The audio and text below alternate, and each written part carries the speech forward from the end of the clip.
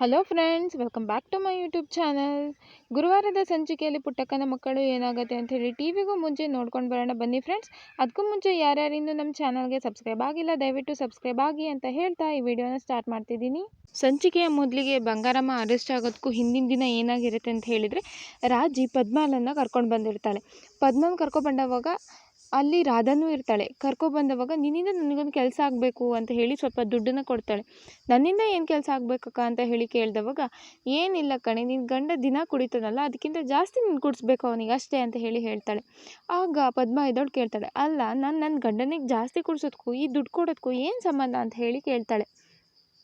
ಆಗ ರಾಜಿ, ಇದೆ ಸಂಬಂಧ ಇದೆ, ಅದಕ್ಕೆ ತಾನೇ ನಿನಗೆ ನಾನು ಮಾಡು ಅಂತ ಹೇಳ್ತಿರೋದು ಅಂತ ಹೇಳಿ ಹೇಳ್ತಾಳೆ. ಏನೂ ಇಲ್ಲ, ನಿನ್ನ ಗಂಡ ಚೆನ್ನಾಗಿ ಕುಡಿದು ಬಿದ್ದು ಕೈಕಾಲು ಮುರ್ಕೋಬೇಕು. ಆವಾಗ ಹೋಗಿ ಪೊಲೀಸ್ ಸ್ಟೇಷನ್ನಲ್ಲಿ ಕಂಪ್ಲೇಂಟ್ ಕೊಡಬೇಕು ಅವನು. ಯಾರ ಮೇಲೆ? ಬಂಗಾರಮ್ಮನ ಮೇಲೆ. ಯಾಕೆ ಅಂತ ಕೇಳಿದ್ರೆ, ಅವನು ಬಂಗಾರಮ್ಮನವರು ನನಗೆ ಬಡ್ಡಿ ದುಡ್ಡು ಕೊಡು ಅಂತ ಹೇಳಿ ಟಾರ್ಚರ್ ಕೊಡ್ತಿದ್ರು. ಹಾಗೆ ಬಂದು ಅವ್ರ ಕಡೆಯವರೇ ಬಡ್ದು ಮಾಡಿದ್ದಾರೆ ನನಗೆ ಅಂತ ಹೇಳಿ ಬಂಗಾರಮ್ಮನ ಮೇಲೆ ನೀವು ಕಂಪ್ಲೇಂಟ್ ಕೊಡಬೇಕು ಅಂತ ಹೇಳಿ ಏನು ಮಾಡ್ತಾಳೆ, ರಾಧಾ ಹೇಳ್ತಾಳೆ. ಆಗ ಪದ್ಮ ಏನು ಮಾಡ್ತಾಳೆ ಅಂತ ಹೇಳಿದ್ರೆ, ಆ ದುಡ್ಡನ್ನು ಇಸ್ಕೊಳ್ಳೋದಿಲ್ಲ. ಏನು ಹೇಳ್ತಿದ್ದೀರಾ ನೀವು, ಬಂಗಾರಮ್ಮನವ್ರ ಮೇಲೆ ದೂರು ಕೊಡೋದಾ? ಅಯ್ಯಪ್ಪ, ನನ್ನ ಹತ್ರ ಅದು ಸುಳ್ಳು ದೂರು ಕೊಡೋದು, ನನ್ನ ಹತ್ರ ಅಂತೂ ಆಗೋದಿಲ್ಲ, ತಗೊಳ್ಳಿ ನಿಮ್ಮ ದುಡ್ಡು ಅಂತ ಹೇಳಿ ರಾಜಿಗೆ ಏನು ಮಾಡ್ತಾಳೆ, ಆ ದುಡ್ಡನ್ನ ವಾಪಸ್ ಕೊಟ್ಬಿಡ್ತಾಳೆ. ಆಗ ರಾಜಿ ಏನು ಮಾಡ್ತಾಳೆ, ಅಯ್ಯೋ ನಾವು ನಿಮ್ಮ ಜೊತೆ ಇರುವಾಗ ನೀನೇನಕ್ಕೆ ಹೆದರ್ಕೋತೀಯ, ನಿನಗೆ ಇದರಿಂದ ಏನೂ ಅಪಾಯ ಆಗೋಲ್ಲ. ಹಂಗೆ ನೋಡೋಕೆ ಹೋದರೆ ಬಂಗಾರಮ್ಮನ ಸೊಸೆನೇ ನಮ್ಮ ಜೊತೆ ಇದ್ದಾಳೆ, ನೀ ಏನು ಚಿಂತೆ ಮಾಡಬೇಡ ಅಂತ ಹೇಳ್ತಿರುವ ರಾಧಾ. ಹಾಂ ಹೌದು, ನಿಮಗೆ ನೋಡಿ, ನಾವು ಈ ಕೆಲಸ ಮಾಡ್ತಿರೋದು ಒಳ್ಳೆ ಕೆಲಸಕ್ಕೆ, ಅದಕ್ಕೋಸ್ಕರ ನಾವು ನಿಮಗೆ ಈ ಥರ ಹೇಳ್ತಾ ಇರೋದು. ಅದರಲ್ಲೂ ನೋಡಿ, ನಿಮಗೆ ಕೈ ತುಂಬ ದುಡ್ಡು ಕೊಡ್ತಾ ಇದ್ದೀವಿ ನಾವು, ಇದನ್ನು ಇನ್ನೂ ಯೋಚನೆ ಮಾಡ್ತಿದ್ದೀರಾ ನೀವು ಅಂತ ಹೇಳಿ ರಾಧಾ ಹೇಳ್ತಾಳೆ. ಆಗ ಆದ್ರೂ ಏನು ಮಾಡ್ತಾಳೆ, ಪದ್ಮ ಒಪ್ಕೊಳೋದೇ ಇಲ್ಲ, ಬೇಡ ಅಂತಲೇ ಹೇಳ್ತಾಳೆ. ಅಯ್ಯೋ, ನಾವು ಇಷ್ಟು ಹೇಳಿದ್ರು ನೀನು ನಂಬಿಕೆ ಬರ್ತಾ ಇಲ್ವಾ, ನಮ್ಮ ಮನೆ ದೇವರು ನಿಮ್ಮ ಮನೆ ದೇವ್ರ ಮೇಲೆ ಆಣೆ, ಏನೂ ಆಗೋದಿಲ್ಲ ಅಂತ ಹೇಳಿ ಹೇಳ್ತಿರುವಾಗ, ನಿನ್ನ ಗಂಡ ಏನು ಸಾಯೋದಿಲ್ಲ, ಗಟ್ಟಿಪಿಂಡ ಅವನು ಅಂತ ಹೇಳಿ ಹೇಳ್ತಾಳೆ. ಹೌದು, ಗಟ್ಟಿಪಿಂಡನೇ, ಸಾಯಲ್ಲ ಹೌದು, ಆದರೆ ಅವ್ನು ಬಿದ್ದು ಕೈಕಾಲು ಮುರ್ಕೊಂಡ್ರೆ ಆಸ್ಪತ್ರೆ ಖರ್ಚೆಲ್ಲ ಯಾರು ನೋಡ್ಕೊಳ್ಳೋದು ಅಂತ ಹೇಳಿ ಪದ್ಮ ಕ್ವೆಶನ್ ಮಾಡ್ತಾಳೆ. ಅದ್ರ ಬಗ್ಗೆ ನೀನೇನು ಟೆನ್ಷನ್ ತೊಗೋಬೇಡ, ಅದಕ್ಕೆಲ್ಲ ಸ್ನೇಹ ನೋಡ್ಕೋತಾಳೆ ಅಂತ ಹೇಳಿ ಹೇಳ್ತಾಳೆ. ಹೌದು, ಸ್ನೇಹ ಯಾಕೆ ನೋಡ್ಕೋಬೇಕು ಅಂತ ಹೇಳ್ತಿರುವಾಗ, ನಿನ್ನ ಮಗಳು ಸ್ನೇಹನ ಫ್ರೆಂಡ್ ಅಲ್ವಾ, ಹಾಗಾಗಿ ಅವಳೆಲ್ಲ ನೋಡ್ಕೋತಾಳೆ. ಇವಾಗ ನಾನು ಹೇಳ್ದಂಗೆ ಮಾಡು, ನಿನ್ನ ಗಂಡನ್ನ ಆಸ್ಪತ್ರೆಗೆ ಸೇರಿಸು ಅಂತ ಹೇಳಿ ರಾಜು ಹೇಳ್ತಾಳೆ. ಆಗ ನಾನೊಂದು ಪತ್ರ ಕೊಡ್ತೀನಿ, ಅದನ್ನು ತೊಗೊಂಡೋಗಿ ನಿನ್ನ ಮಗಳ ಕೈಯಲ್ಲಿ ಕೊಟ್ಟು ಅದರಿಂದ ನಿನ್ನ ಮಗಳಿಗೆ ಸ್ನೇಹನಿಗೆ ಫೋನ್ ಮಾಡೋಕ್ಕೆ ಹೇಳು ಅಂತ ಹೇಳಿ ರಾಧನ ಹತ್ರ ಆ ಪತ್ರ ತೊಗೊಬರೋಕ್ಕೆ ಹೇಳಿ ಆ ಪತ್ರನ ಕೊಡೋಕ್ಕೆ ಹೋಗ್ತಾಳೆ. ನೀನೇನು ದಿಗ್ಲು ಬೀಳಬೇಡ, ಎಲ್ಲದೂ ನಾವು ನೋಡ್ಕೋತೀವಿ ಅಂತ ಹೇಳಿ ರಾಜಿ ಹೇಳ್ತಾಳೆ. ಇಷ್ಟೇ ಅಲ್ಲ, ಇನ್ನೂ ಕೊಡ್ತೀನಿ, ಒಟ್ಟಿನಲ್ಲಿ ನಮಗೆ ಕೆಲಸ ಆಗಬೇಕು ಅಂತ ಹೇಳಿ ರಾಧಾ ಹೇಳ್ತಾಳೆ. ನೀ ಏನು ಚಿಂತೆ ಮಾಡಬೇಡ ಅಂತ ಹೇಳಿ ರಾಜಿನೂ ಮತ್ತೆ ಹೇಳ್ತಾಳೆ. ಬಟ್ ಇನ್ನೊಂದು ವಿಷಯ, ಈ ವಿಷಯನ ನೀನು ಯಾರಿಗೂ ಹೇಳಬಾರ್ದು ಅಂತ ಹೇಳಿ ಮತ್ತೆ ಆ ಪ್ಲ್ಯಾನನ್ನು ಹೇಳ್ತಾಳೆ. ಸರಿ, ನಾನಿನ್ನು ಹೊರಡ್ತೀನಿ ಅಂತ ಹೇಳಿ ಪದ್ಮ ಅಲ್ಲಿಂದ ಹೊರಡ್ತಾಳೆ. ಬಂಗಾರಮ್ಮ ಅರೆಸ್ಟ್ ಆಗೋದಕ್ಕೆ ರಾಧಾ ಮತ್ತು ರಾಜಿನೇ ಕಾರಣ ಆಗಿರ್ತಾರೆ. ಅವ್ರ ಪ್ಲ್ಯಾನೇ ಇದಕ್ಕೆಲ್ಲ ಇದಾಗಿರುತ್ತೆ. ಯಾವಾಗ ಏನಾಗುತ್ತೆ, ಇನ್ಸ್ಪೆಕ್ಟರ್ ಬರ್ತಾರೆ, ಬಂಗಾರಮ್ಮನ ಕರ್ಕೊಂಡು ಹೋಗ್ತಾರೆ. ಬಂಗಾರಮ್ಮನ ಜೊತೆ ಏನು ಮಾಡ್ತಾನೆ, ಕಂಟಿನ್ಯೂ ಇದಕ್ಕೆ ಪೊಲೀಸ್ ಸ್ಟೇಷನ್ಗೆ ಹೋಗ್ತಾನೆ. ಹೋದವಾಗ ಅಲ್ಲಿ ಪೊಲೀಸರು ಹೇಳ್ತಾರೆ, ನಮ್ಮ ಸ್ಟೇಷನಿಗೆ ಬರೋರಲ್ಲಿ 3 ಥರ ಇರ್ತಾರೆ. ಮೊದಲನೇವರು ಕಂಪ್ಲೇಂಟ್ ಕೊಡೋದಕ್ಕಾಗೇ ಬರ್ತಾರೆ, ಎರಡನೇವರು ನಮಗೆ ಸೆಕ್ಯೂರಿಟಿ ಬೇಕು, ಸೆಕ್ಯೂರಿಟಿ ಕೊಡಿ ಅಂತ ಹೇಳಿ ಕೇಳ್ಕೊಂಡು ಬರ್ತಾರೆ, ಇನ್ನು ಮೂರನೇವರು ನಾವೇ ಒದ್ದು ಹೇಳ್ಕೊಂಡು ಬರ್ತೀವಿ. ಅದರಲ್ಲಿ ನಿಂದು ಯಾವ ಕ್ಯಾಟಗರಿನೇ ಅಂತಲೇ ನಂಗೆ ಅರ್ಥ ಆಗ್ತಿಲ್ವಲ್ಲೋ ಅಂತ ಹೇಳಿ ಪೊಲೀಸರು ಹೇಳ್ತಾರೆ. ಅವಾಗ ಕಂಟಿಗೆ ತುಂಬ ಕೋಪ ಬರುತ್ತೆ. ಓಹ್ ಕೋಪ, ನಿನ್ನ ಕೋಪ ನನಗೆ ಅರ್ಥ ಆಗುತ್ತೆ, ಬಟ್ ಏನು ಮಾಡೋದು, ನೀನು ಹೆಂಡ್ತಿನೇ ನಿಮ್ಮ ಅಮ್ಮನ ವಿರುದ್ಧ ಕಂಪ್ಲೇಂಟ್ ಕೊಟ್ಬಿಟ್ಟಿದ್ದಾಳೆ, ನೀನೇನು ನೀನು ಇವಾಗ ರಿಟರ್ನ್ ಕಂಪ್ಲೇಂಟ್ ಬರ್ದು ಕೊಟ್ಬಿಡು ನಿನ್ನ ಹೆಂಡತಿ ಮೇಲೆ ಅಂತ ಹೇಳಿ ಪೊಲೀಸರು ಏನು ಮಾಡ್ತಾರೆ, ಮತ್ತೆ ಕಂಟಿಗೆ ಹೇಳಿಸ್ತಾರೆ. ಎವಿಡೆನ್ಸ್ ಎಲ್ಲ ಇದೆ ಅಂದರೆ ಅವಳನ್ನು ಕರೆದು ಒಳಗೆ ಹಾಕ್ಬಿಡೋಣ, ಏನಂತೀಯ, ನನಗೂ ತುಂಬ ಟೈಮ್ ಇಲ್ಲ ಅಂತ ಹೇಳಿ ಪೊಲೀಸರು ಹೇಳ್ತಾರೆ. ನಾ ಹೇಳಿದ 3 ಕ್ಯಾಟಗರಿಗೂ ನೀನು ಸೇರಲ್ಲ ಅಂತ ಹೇಳಿದ್ಮೇಲೆ ನೀನು ಜಾಗ ಖಾಲಿ ಮಾಡ್ಬೋದು ಅಂತ ಹೇಳ್ಬಿಟ್ಟು ಬಂಗಾರಮ್ಮನ ಪೊಲೀಸರು ಒಳಗೆ ಕರ್ಕೊಂಡು ಹೋಗ್ತಾರೆ. ಅದೇ ಟೈಮಿಗೆ ಏನು ಮಾಡ್ತಾನೆ, ಚಂದ್ರನು ಅಲ್ಲಿಗೆ ಬರ್ತಾನೆ. ಬಂದವಾಗ ಬಾವ ನೀವೇ ಏನಾದ್ರು ಮಾಡಬೇಕು, ಅವನ್ನ ಬಿಡ್ಸೋಕ್ಕೆ ಹೆಲ್ಪ್ ಮಾಡಬೇಕು ಅಂತ ಹೇಳಿ ಕಂಟಿ ಕೇಳ್ಕೊಂಡವಾಗ ಸರಿ ಬಾ ಅಂತ ಹೇಳಿ ಇಬ್ಬರು ಒಳಗೆ ಹೋಗ್ತಾರೆ. ಒಳಗೆ ಹೋಗ್ಬಿಟ್ಟು ಬಂಗಾರಮ್ಮನ ಹತ್ರ ಕೇಳ್ತಾರೆ, ಅತ್ತೆ ನೀವು ಕೊಡೋ ಡಾಕ್ಯುಮೆಂಟ್ಸ್ ಎಲ್ಲ ಕರೆಕ್ಟಾಗಿದ್ದರೆ, ಎಲ್ಲ ಎವಿಡೆನ್ಸು ಕರೆಕ್ಟಾಗಿದ್ದರೆ ನಾನು ನಿಮಗೆ ಸಹಾಯ ಮಾಡ್ಬೋದು ಅಂತ ಹೇಳಿ ಹೇಳ್ತಾ ಇರ್ತಾರೆ. ಆಗ ಪೊಲೀಸರಿದ್ದವ್ರು ಏನು ಮಾಡ್ತಾರೆ, ಹಲೋ ಏನು ಮಾಡ್ತಿದ್ದೀರಾ, ನನ್ನ ಪರ್ಮಿಷನ್ ಇಲ್ಲದೇ ಒಳಗೆ ಬಂದುಬಿದ್ದೀರಾ ನೀವು ಅಂತ ಹೇಳಿ ಹೇಳ್ತಿರುವಾಗ ಕಂಟಿ ಅವರಿಗೆ ಹೊಡೆಯೋಕ್ಕಂತ ಹೇಳಿ ಹೋಗ್ತಾನೆ ಕೋಪದಲ್ಲಿ. ಆವಾಗ ಚಂದ್ರ ಅವನ್ನ ತಡೆದು ಹೊರಗೆ ಕರ್ಕೊಂಡು ಬರ್ತಾನೆ. ಆಮೇಲೆ ನೆಕ್ಸ್ಟ್ ಏನು ಮಾಡ್ತಾರೆ, sir may I come in ಅಂತ ಹೇಳಿ ಚಂದ್ರು ಕೇಳ್ತಾರೆ. ಹಾಂ ಬನ್ನಿ ಅಂತ ಹೇಳಿ ಇನ್ಸ್ಪೆಕ್ಟರ್ ಹೇಳ್ತಾರೆ. ಆಗ ಚಂದ್ರು ಏನು ಮಾಡ್ತಾನೆ, ಬಂದುಬಿಟ್ಟು ಸರ್ ಹತ್ರ ಪೊಲೀಸವ್ರ ಹತ್ರ ಕೇಳ್ತಾನೆ, ನಾನು ಅತ್ತೆ ಹತ್ರ ನಾನು ಬಂಗಾರಮ್ಮನವ್ರ ಹತ್ರ ಮಾತಾಡಬೇಕು ಅಂತ ಹೇಳಿ. ಅವಾಗ ಅವ್ರ ಅಳಿಯನಾಗಿ ಮಾತಾಡಬೇಕಾ ಅಥವಾ ಲಾಯರ್ ಆಗಿ ಮಾತಾಡಬೇಕಾ ಅಂತ ಹೇಳಿ ಕೇಳ್ತಾರೆ. ಲಾಯರ್ ಆಗಿ ಮಾತಾಡಬೇಕು ಅಂತ ಹೇಳಿ ಹೇಳ್ತಾನೆ. ಸರಿ ಆಗಿದ್ರೆ ಹೋಗಿ ಅಂತೇಳಿ ಹೇಳಿ ಕಳಿಸ್ದವಾಗ ಬಂಗಾರಮ್ಮನ ಹತ್ರ ಬರ್ತಾನೆ.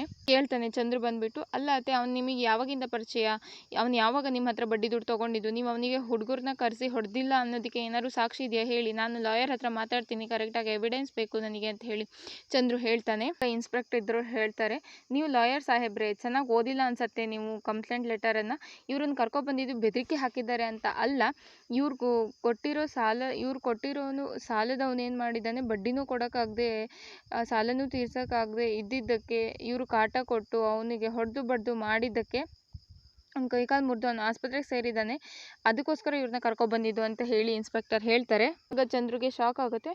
ವಾಟ್, ಇಷ್ಟೆಲ್ಲ ಆಗಿದೆಯಾ ಅಂತ ಹೇಳಿ ಕೇಳಿದವಾಗ ಇದನ್ನೆಲ್ಲ ಯಾರು ಅಮ್ಮಂಗೆ ಆಗದೆ ಇರೋರೇ ಮಾಡಿರೋದು ಅಂತ ಹೇಳಿ ಕಂಠಿ ಹೇಳ್ತಾನೆ. ಆಗ ಕಂಠಿ ಏನು ಮಾಡೋದು, ಇಷ್ಟೆಲ್ಲ ಆಗೋಗಿದೆಯಲ್ಲ, ಅವನ್ ಬಿಡ್ಸೋಕೆ ಆಗೋದೇ ಇಲ್ವಾ ಅಂತ ಹೇಳಿ ಕೇಳ್ತಿರುವಾಗ, ಸಾರಿ ಕಂಠಿ ನನಗೆ ಇಷ್ಟೆಲ್ಲ ಆಗಿದೆ ಅಂತ ಹೇಳಿ ಗೊತ್ತಿರಲಿಲ್ಲ ಅಂತಿರುವಾಗ ಪೊಲೀಸರು ಇದ್ದವರು, ನಿಮ್ಮಿಬ್ರು ಮಾತುಕತೆ ಮುಗ್ದಿದ್ರೆ ಭಾವ ಬಾಮೈದ ಇಬ್ರು ಹೊರಗೆ ಹೋಗ್ಬೋದು ಅಂತ ಹೇಳಿ ಪೊಲೀಸರು ಹೇಳ್ತಾರೆ.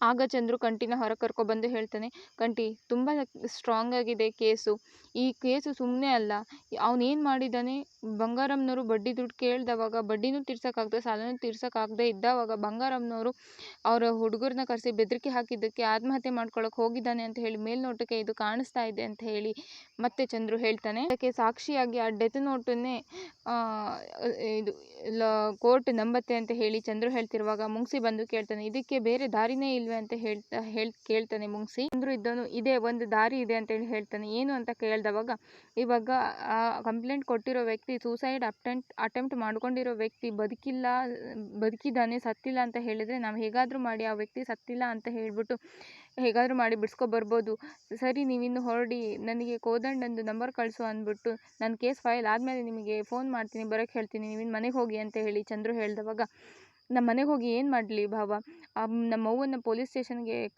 ಅರೆಸ್ಟ್ ಮಾಡಿಸಿದವ್ರನ್ನ ಮುಖ ನೋಡ್ಕೊತ ಕೂಡ್ಲಾ ಅಂತ ಹೇಳಿ ಕಂಠಿ ಕೇಳ್ತಾನೆ. ಚಂದ್ರು ಇದ್ದವನು, ಅಲ್ಲ ಕಂಠಿ ನಿನಗೆ ಗೊತ್ತಲ್ವಾ ಸ್ನೇಹ ಹೆಂಗೆ ಅಂತ ಹೇಳ್ತಿರುವಾಗ, ಗೊತ್ತು, ಹಾಗಂತ ಇಷ್ಟು ದೊಡ್ಡ ಡಿಸಿಷನ್, ಅದು ಇಂಥ ನಮ್ಮ ಅವ್ವನ ಬಗ್ಗೆ ಕಂಪ್ಲೇಂಟ್ ಕೊಡೋ ಅಷ್ಟು ದೊಡ್ಡ ಡಿಸಿಷನ್ ತೊಗೊಂಡಿದ್ದಾರೆ ಅಂತ ಹೇಳಿದ್ರೆ ನನ್ನ ಒಂದು ಮಾತು ಕೇಳ್ಬೋದಿತ್ತಲ್ಲ ಮುಂಚೆನೆ ಅಂತ ಹೇಳಿ ಕಂಠಿನು ಕೇಳ್ತಾನೆ. ಈಗ ಇಲ್ಲಿ ಸರಿ ಯಾವುದು ತಪ್ಪೆ ಯಾವುದು ನನಗೆ ಸರಿ ಗೊತ್ತಾಗ್ತಾ ಇಲ್ಲ, ಬಟ್ ಒಂದಂತೂ ಹೇಳ್ತೀನಿ, ಅತ್ತೆದು ಮತ್ತು ಸ್ನೇಹಂದು ಇಬ್ಬರದ್ದು ಒಂದೇ ದಾರಿ, ಯಾವಾಗಲೂ ಅವರು ನ್ಯಾಯದ ಪರನೇ, ಆದರೆ ಅತ್ತೆದು ಬೇರೆ ದಾರಿ, ಸ್ನೇಹನ್ ಬೇರೆ ದಾರಿ ಆಗಿರ್ಬೋದು, ಇಬ್ರು ಯಾವಾಗಲೂ ನ್ಯಾಯದ ಪರನೇ ಇರ್ತಾರೆ ಅಂತ ಹೇಳಿ ಚಂದ್ರು ಹೇಳ್ತಾನೆ. ನನಗೂ ಅರ್ಥ ಆಗತ್ತೆ ಕಂಠಿ ನಿನ್ನ ನೋವು ಅಂತ ಹೇಳಿ, ಬಟ್ ಇವಾಗ ನಾವು ಅದನ್ನ ಯೋಚನೆ ಮಾಡ್ತಾ ಕೂತ್ಕೊಳ್ಳೋಕೆ ಅರ್ಥನೇ ಇರೋದಿಲ್ಲ.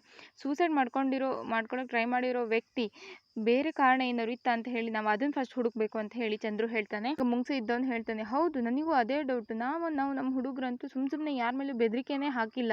ಆಗ ಹುಲಿನೂ ಹೇಳ್ತಾನೆ, ಹೌದು ಮರ್ರೆ, ನಾವಂತೂ ಅವನಿಗೆ ಇತ್ತಿತ್ಲಾಗೆ ಯಾವ ಬೆದರಿಕೆನೂ ಹಾಕಿಲ್ಲ, ಆದರೂ ಇವ್ನು ಯಾಕೆ ಹೀಗೆ ಮಾಡ್ಕೊಂಡ ಅಂತಲೇ ಅರ್ಥ ಆಗ್ತಾ ಇಲ್ಲ ಅಂತ ಹೇಳಿ ಎಲ್ಲರೂ ಮಾತಾಡ್ತಾ ನಿಂತ್ಕೊಂಡಿರ್ತಾರೆ. ಆಗ ಜಿಗಣಿ ಹೊರಗೆ ಬರ್ತಾನೆ, ಅದು ನೋಡ್ಬಿಟ್ಟು ಕಂಠಿದ್ದಾನೆ, ಏನು ನಾನು ಇಲ್ಲಿ ನಿಂತಿರೋದು ನಿಮ್ಮ ಪೊಲೀಸರಿಗೆ ತಡ್ಕೊಳಕ್ಕೆ ಆಗ್ತಾ ಇಲ್ವಾ ಅಂತ ಹೇಳಿ ಹೇಳ್ತಾನೆ.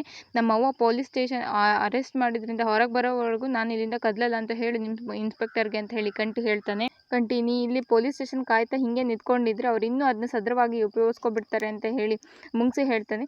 ಸರಿ ಭಾವ, ನೀವು ಇಲ್ಲಿಂದ ಹೊರಡಿ ಅಂತ ಹೇಳ್ಬಿಟ್ಟು ಕಂಠಿ ಹೇಳ್ತಾನೆ ಚಂದ್ರುಗೆ. ಏನು ಮಾಡ್ಕೋಬೇಕೋ ಬೇಗ ಬಿರ್ಮಿರ್ನೆ ಮಾಡ್ಕೊಳ್ಳಿ ಅಂತ ಹೇಳಿ ಕಂಠಿ ಹೇಳ್ತಾನೆ. ಸರಿ ಹಾಗಿದ್ರೆ ನಾನು ಹೊರಡ್ತೀನಿ, ನೀನು ಬೇಗ ಮನೆಗೆ ಹೋಗು ಅಂತ ಹೇಳಿ ಚಂದ್ರು ಅಲ್ಲಿಂದ ಹೊರಡ್ತಾನೆ. ಈ ಕಡೆ ರಾಧಾ ಮಾದೇಗೌಡ್ರ ಹತ್ರ ಬಂದ್ಬಿಟ್ಟು, ಮಾವಯ್ಯ ಇವತ್ತಾರು ನನ್ನ ಮಾತಿನ ಮೇಲೆ ನಂಬಿಕೆ ಬಂತ, ನನ್ನ ಸೊಸೆ ನ್ಯಾಯ ಬಿಟ್ಟು ಹೋಗಲ್ಲ, ಯಾವಾಗಲೂ ನ್ಯಾಯದ ಪರಾನೆ ಅಂತ ಹೇಳ್ತಾ ಇದ್ರಿ, ಇವಾಗ ಎಲ್ಲಿ ಹೋಯ್ತು ಅಂತ ಹೇಳಿ ರಾಧಾ ಕೇಳ್ತಾಳೆ ಮಾದೇಗೌಡ್ರನ್ನ. ನಾನು ಈಗಲೂ ನ್ಯಾಯ ಬಿಟ್ಟು ಹೋಗಿಲ್ಲ ಮಾವಯ್ಯ, ಮನೆಗೆ ಏನು ಒಳ್ಳೇದು ನಾನು ಅದನ್ನೇ ಮಾಡಿದ್ದೀನಿ ಅಂತ ಹೇಳಿ ಸ್ನೇಹ ಅಲ್ಲಿಗೆ ಬಂದು ಹೇಳ್ತಾಳೆ. ಆಗ ರಾಧಾ ಇದ್ದವಳು, ಕೇಳಿಸ್ಕೊಂಡ್ರ ಮಾವಯ್ಯ ಹೇಗೆ ಮಾತಾಡ್ತಿದ್ದಾಳೆ ಅಂತ ಹೇಳಿ, ಅತ್ತೆನೇ ಇವಳು ಜೈಲಿಗೆ ಕಳ್ಸೋದೇ ಒಂದು ದೊಡ್ಡ ಸಾಧನೆ ಅಂದ್ಕೊಂಡ್ಬಿಟ್ಟಿದ್ದಾಳೆ, ಬಂಗಾರಮ್ಮನ ಸೊಸೆಯಾಗಿ ಈ ಥರ ಮಾಡಿರೋ ಸರಿನಾ ಅಂತ ಕೇಳಿ ಮಾವಯ್ಯ ಅಂತ ಹೇಳ್ತಿರುವಾಗ, ಆಗ ಸ್ನೇಹ ಮಾವಯ್ಯ ಅಂತ ಹೇಳಿ ಏನೋ ಹೇಳಕ್ಕೆ ಹೋಗ್ತಾಳೆ. ಅವಾಗ ಮಾದೇಗೌಡರಿದ್ದವರು, ಇಲ್ಲ ಸ್ನೇಹ, ನೀನು ಈ ಥರ ಮಾಡಿರೋದು ದೊಡ್ಡ ತಪ್ಪು, ನಾನು ಇದನ್ನು ಕ್ಷಮಿಸೋದೇ ಇಲ್ಲ ಅಂತ ಹೇಳಿ ಮಾದೇಗೌಡರು ಹೇಳ್ತಾರೆ. ಮಾವಯ್ಯ ನೀವೇ ಹೀಗೆ ಹೇಳಿದರೆ ಹೇಗೆ ಅಂತ ಹೇಳಿ ಮತ್ತೆ ಸ್ನೇಹ ಹೇಳ್ತಾಳೆ. ನೀನು ದೂರು ಕೊಡೋಕ್ಕೂ ಮುಂಚೆ ನನ್ನ ಒಂದು ಮಾತಾದರೂ ಕೇಳಬೇಕಿತ್ತು, ನಾನು ಇನ್ನೂ ಈ ಮನೇಲಿ ಬದುಕಿದ್ದೀನಿ ಅಲ್ವಾ ಅಂತ ಹೇಳಿ ಮಾದೇಗೌಡರು ಮತ್ತೆ ಸ್ನೇಹಂಗೆ ಕೇಳ್ತಾರೆ. ಇನ್ನು ಕಂಠಿ ಮಧ್ಯೆ ಇರೋ ಬಿರುಕು ಸರಿಯಾಗಬೇಕು, ನೀವಿಬ್ರು ಚೆನ್ನಾಗಿ ಸಂಸಾರ ಮಾಡಬೇಕು, ನೀವಿಬ್ರು ಚೆನ್ನಾಗಿರೋದನ್ನ ನೋಡಿ ನಾವು ಖುಷಿಯಾಗಿರಬೇಕು, ಈ ಥರ ಪೆಟ್ಟು ಕೊಟ್ಟಿದ್ದು ಸರಿ ಇಲ್ಲ ಅಂತ ಹೇಳಿ ಮಾದೇಗೌಡರು ಸ್ನೇಹಂಗೆ ಮುಖಕ್ಕೆ ಹೊಡೆದಾಗೆ ಹೇಳ್ಬಿಡ್ತಾರೆ. ಆದರೆ ಮಾವಯ್ಯ ನಾನು ಇದನ್ನೆಲ್ಲ ಏಕಾಏಕಿ ಮಾಡಿಲ್ಲ, ಅತ್ತೆ ಮೇಲಿನ ಕಳಂಕ ಹೋಗಬೇಕು ಹಾಗೆ ಹೀಗೆ ಅಂತ ಹೇಳ್ಬಿಟ್ಟು ನಾನು ಅತ್ತೆ ಹತ್ರ ಮಾತಾಡೋಕೆ ಹೋದರೆ, ಅತ್ತೆ ಪೊಲೀಸ್ ಕಂಪ್ಲೇಂಟ್ ಕೊಡೋಕ್ಕೂ ಮುಂಚೆ ಅವ್ರ ಹತ್ರ ಮಾತಾಡೋಕೆ ಹೋದರೆ ಅತ್ತೆ ನನ್ನ ಹತ್ರ ಮಾತಾಡಿದ ರೀತಿನೇ ಬೇರೆ ಥರ ಇತ್ತು, ಹಾಗೆ ಮಾಡಿದ್ರಿಂದ ಆ ಹಠದಿಂದನೇ ನಾನು ಈ ನಿರ್ಧಾರ ತಗೊಂಡಿದ್ದು ಅಂತ ಹೇಳಿ ಸ್ನೇಹ ಹೇಳ್ತಾಳೆ. ಬಂಗಾರಮ್ಮ ಅಂದ್ರೇನೆ ಹಾಗೆ ಒಂದು ಕಡೆ ನ್ಯಾಯ ಇರ್ತೈತೆ ಅಂತ ಹೇಳಿದರೆ ಅವಳಿಗೆ ಏನೇ ಆದ್ರೂ ತಲೆ ತಗ್ಸೋಕ್ಕಿಲ್ಲ ಅಂತ ಹೇಳಿ ಮಾದೇಗೌಡರು ಹೇಳ್ತಾರೆ. ಹಾಗೆ ಅವಳ ಹಠನೂ ಬಿಡೋಕ್ಕಿಲ್ಲ ಅಂತ ಮತ್ತೆ ಮಾದೇಗೌಡರು ಹೇಳ್ತಾರೆ. ಅವಾಗ ಸ್ನೇಹ ಇದ್ದವಳು ಅಂದರೆ ಅತ್ತೆ ಕಡೆ ನ್ಯಾಯ ಇದೆ ಅಂತ ನಿಮ್ಮ ಮಾತಿನ ಅರ್ಥ ಅಂತ ಹೇಳಿ ಸ್ನೇಹ ಮತ್ತೆ ಮಾದೇಗೌಡರನ್ನ ಕ್ವಶನ್ ಮಾಡ್ತಾಳೆ. ಆಗ ಮಾದೇಗೌಡರು ಇದ್ದವರು ಬಂಗಾರ ಇದ್ದ ಕಡೆ ನ್ಯಾಯ ಇರ್ತೈತೆ ಅಂತ ಹೇಳಿ ಹೇಳ್ತಿರುವಾಗ ಸ್ನೇಹ ಇದ್ದವಳು ಹಾಗಾದರೆ ಬಡ್ಡಿ ಕಟ್ಟೋದು ಸರಿನಾ, ನಿಮ್ಮ ಪ್ರಕಾರ ಹಾಗಾದರೆ ಅದು ನ್ಯಾಯ ಸರಿ ಅಂತ ಹೇಳಿ ಕೇಳ್ತಾಳೆ ಸ್ನೇಹ ಮಾದೇಗೌಡರನ್ನ. ಬಡ್ಡಿ ದುಡ್ಡು ಕೊಡೋದು ಬಿಡೋದು ಅದನ್ನು ನನಗೆ ಹೇಳ್ತಾ ಇಲ್ಲ, ಬಟ್ ನಾವು ಕೊಡೋ ಕಾಸಿಂದ ಜನರು ಜೀವನ ಉದ್ಧಾರ ಆಗ್ತೈತಲ್ಲ, ನಾನು ಅದ್ರ ಬಗ್ಗೆ ಹೇಳ್ತಿದ್ದೀನಿ ಅಂತ ಹೇಳಿ ಮಾದೇಗೌಡರು ಹೇಳ್ತಿರುವಾಗ ಸ್ನೇಹ ಇದ್ದವಳು ಹಾಗಾದರೆ ಬಡ್ಡಿ ದುಡ್ಡನ್ನು ಕಟ್ಟೋಕೆ ಆಗದೇನೆ ಜನರು ಈ ಥರ ಸೂಸೈಡ್ ಮಾಡ್ಕೊಂಡ್ರೆ ಅದು ಸರಿನೇ ಅಲ್ವಾ ಅಂತ ಹೇಳಿ ಸ್ನೇಹ ಕೇಳ್ತಾಳೆ. ಮಾವಯ್ಯ ಅವನು ಚೀಟಿ ಬರೆದಿಟ್ಟು ಇದಕ್ಕೆಲ್ಲ ಬಂಗಾರಮ್ಮನ ಸಾಕ್ಷಿ ಅಂತ ಹೇಳಿ ಬರೆದಿಟ್ಟು ಸಾಯಕ್ಕೆ ಹೊರಟಿದ್ದಾನೆ ಅಂತ ಹೇಳಿ ಮತ್ತೆ ಸ್ನೇಹ ಹೇಳ್ತಾಳೆ. ಬೇರೆಯವ್ರ ಒತ್ತಾಯಕ್ಕೂ ಅವನು ಈ ಥರ ಮಾಡಿರ್ಬೋದಲ್ವಾ ಅಂತ ಹೇಳಿ ಮತ್ತೆ ಮಾದೇಗೌಡರು ಹೇಳ್ತಾರೆ. ನೋಡು ಸ್ನೇಹ, ಪ್ರತ್ಯಕ್ಷ ಕಂಡು ಪ್ರಮಾಣಿಸಿ ನೋಡೋಗಂತ ಯಾವುದನ್ನು ನಾವು ಅಷ್ಟು ಸುಲಭವಾಗಿ ಕನ್ಕ್ಲೂಷನ್ಗೆ ಬರಬಾರ್ದು ಅಂತ ಹೇಳಿ ಮಾದೇಗೌಡರು ಹೇಳ್ತಾರೆ. ಮಾವಯ್ಯ ಇವಳಿಗೆ ಅತ್ತೆ ಮೇಲೆ ದ್ವೇಷ ತೀರಿಸ್ಕೊಳ್ಳೋದು ಬಿಟ್ಟರೆ ಬೇರೆ ಏನು ಗೊತ್ತಿಲ್ಲ ಅಂತ ಹೇಳಿ ಮತ್ತೆ ರಾಧಾ ಹೇಳ್ತಾಳೆ. ಆಗ ಮಾದೇಗೌಡರು ಅಲ್ಲಿಂದ ಬೇಸರದಲ್ಲಿ ಎದ್ದು ಹೋಗ್ಬಿಡ್ತಾರೆ. ಈ ಕಡೆ ಚಂದ್ರು ಇದ್ದವನು ಪುಟ್ಟಕ್ಕಂಗೆ ಫೋನ್ ಮಾಡಿ ಬಂಗಾರಮ್ಮ ಅರೆಸ್ಟ್ ಆಗಿದ್ದು, ಬಂಗಾರಮ್ಮ ಅರೆಸ್ಟ್ ಆಗೋದಕ್ಕೆ ಕಾರಣನೇ ಸ್ನೇಹನೇ ಕಂಪ್ಲೇಂಟ್ ಕೊಟ್ಟಿದ್ದು ಅಂತ ಹೇಳಿ ಎಲ್ಲದನ್ನು ಹೇಳ್ಬಿಡ್ತಾನೆ ಚಂದ್ರು ಪುಟ್ಟಕ್ಕಂಗೆ. ಆಗ ಪುಟ್ಟಕ್ಕ ಗಾಬರಿ ಆಗ್ಬಿಡ್ತಾರೆ. ಹೌದಾ ಅಂತ ಹೇಳ್ಬಿಟ್ಟು ಅಯ್ಯೋ ಹೌದಾ ಯಾಕಪ್ಪ ಅಂತ ಹೇಳಿ ಕೇಳ್ತಿರುವಾಗ ಈ ಸ್ನೇಹಂಗೆ ಏನಾಗಿದೆ, ನಾನು ನಡೆದಿದ್ದ ದಾರಿ ಅಂತ ಹೇಳಿ ಎಲ್ರೂ ಎದ್ರಕೊಂಡು ಹೋಗ್ತಾ ಇದ್ರೆ ಹೆಂಗೆ ಚಂದ್ರು ಅಂತ ಹೇಳಿ ಪುಟ್ಟಕ್ಕ ಹೇಳ್ತಾರೆ ಚಂದ್ರುಗೆ. ಆಗ ಚಂದ್ರು ಅವ್ವ ಸಮಾಧಾನ ಮಾಡ್ಕೊಳ್ಳಿ ಅಂತ ಹೇಳಿ ಹೇಳ್ತಿರುವಾಗ ಸಮಾಧಾನವೇ, ನನ್ನ ಜೀವನದಲ್ಲಿ ಆ ಶಬ್ದಕ್ಕೆ ಅರ್ಥನೇ ಇಲ್ಲ ಕಣಪ್ಪ, ಜಾಗನೇ ಇಲ್ಲ ಅಂತ ಹೇಳಿ ಪುಟ್ಟಕ್ಕ ಹೇಳ್ತಾಳೆ. ಹೆಂಗಾದ್ರೂ ಮಾಡಿ ಬಂಗಾರಮ್ಮನ ಬಿಡಿಸ್ಕೊಂಡು ಬಾರಪ್ಪ, ನಿನ್ನ ಉಪಕಾರ ನಾನು ಯಾವತ್ತೂ ಮರೆಯೋದಿಲ್ಲಪ್ಪ, ಅದಕ್ಕೆ ಏನೇನು ಬೇಕೋ ಎಲ್ಲ ತಯಾರಿ ಮಾಡ್ಕೊಳ್ಳಪ್ಪ ಅಂತ ಹೇಳಿ ಪುಟ್ಟಕ್ಕ ಹೇಳ್ತಾಳೆ ಚಂದ್ರುಗೆ. ನೀವು ಅದನ್ನು ನನಗೆ ಹೇಳಬೇಕಾ, ಅವರು ನನ್ನ ಅತ್ತೆ, ಕೆಲವು ವಿಷಯದಲ್ಲಿ ಮನಸ್ತಾಪ ಬಿಟ್ಟರೆ ನನಗೂ ಅವ್ರ ಮೇಲೆ ಒಳ್ಳೆ ಭಾವನೆ ಇದೆ, ಅವ್ರು ಎಷ್ಟೇ ಆದರೂ ನನ್ನ ಅತ್ತೆ ಅಂತ ಹೇಳಿ ಚಂದ್ರು ಹೇಳ್ತಾನೆ. ನೀವು ಅದಕ್ಕೆಲ್ಲ ತಲೆ ಕೆಡಿಸ್ಕೊಳ್ಬೇಡಿ, ಹೇಗಾದರೂ ಮಾಡಿ ಅವ್ರನ್ನ ಬಿಡಿಸೋ ಪ್ರಯತ್ನ ನಾನು ಮಾಡ್ತೀನಿ ಅಂತ ಹೇಳಿ ಚಂದ್ರು ಭರವಸೆ ಕೊಡ್ತಾನೆ ಪುಟ್ಟಕ್ಕ. ಆಗ ಗೋಪಾಲ ಇದನ್ನು ಪುಟ್ಟಮ್ಮಿ ನಾನು ಬರ್ತೀನಿ ಅಂತ ಹೇಳಿ ಹೇಳ್ತಾನೆ. ಸರಿ ಹಾಗಿದ್ರೆ ಬಾ ಇಬ್ರು ಹೋಗೋಣ, ಬಂಗಾರಮ್ಮನವರ ಕಾಲಿಗೆ ಬಿದ್ದು ನನ್ನ ಮಗಳ ಸಂಸಾರನ ಉಳಿಸ್ಕೊಳ್ಳಿ, ಅವ್ಳ ಬದುಕನ್ನ ಉಳಿಸ್ಕೊಡಿ ಅಂತ ಹೇಳಿ ಕೇಳೋಣ ನಡಿ ಅಂತ ಹೇಳಿ ಇವರಿಬ್ಬರು ಬಂಗಾರಮ್ಮನ ಹತ್ರ ಹೊರಡ್ತಾರೆ. ಅಲ್ಲಿಗೆ ಇವತ್ತಿನ ಸಂಚಿಕೆ ಮುಕ್ತಾಯಗೊಳ್ಳುತ್ತದೆ. ಮುಂದಿನ ಸಂಚಿಕೆಗಳಿಗಾಗಿ ನಮ್ಮ ಚಾನಲನ್ನು ತಪ್ಪದೇ ಸಬ್ಸ್ಕ್ರೈಬ್ ಆಗಿ ಅಂತ ಹೇಳ್ತಾ ಈ ವಿಡಿಯೋನ ಇಲ್ಲಿಗೆ ಮುಗಿಸ್ತಾ ಇದ್ದೀನಿ.